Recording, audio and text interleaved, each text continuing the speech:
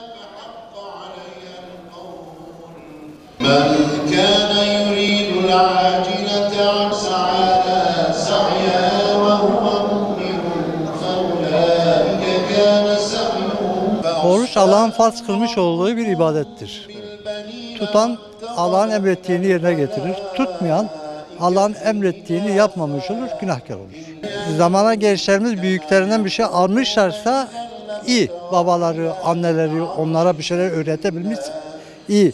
Şayet öğretmemişlerse okur yazarları vardır, okusunlar, öğrensinler. Orucun ne olduğunu, dinimizin ne olduğunu, Allah'ın emrettiğini. Yani bunları öğrenebilirlerse iyi olur. Gençleri bir şekilde yetiştirmek bazından yani bir şeyler yapmak lazım. Oruç farzdır. Allah'ın farzıdır. Biz tutuyoruz.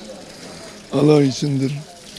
Herkes tutmak mecburiyetindedir. Özürü olmayanlar herkes tutacak bu oruç.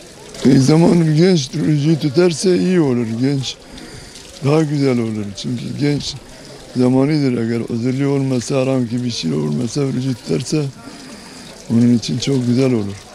En zenginlik para toplamak da değildir. En zenginlik insan evladı yetiştirmektir.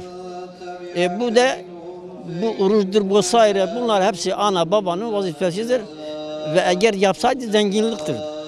Yapmamışsa diyor efendim para toplasın. Bu para gaye değildir. İnsan evladı yetiştirmek lazım. Para odur yani zenginlik evladı iyice yetiştirmektir.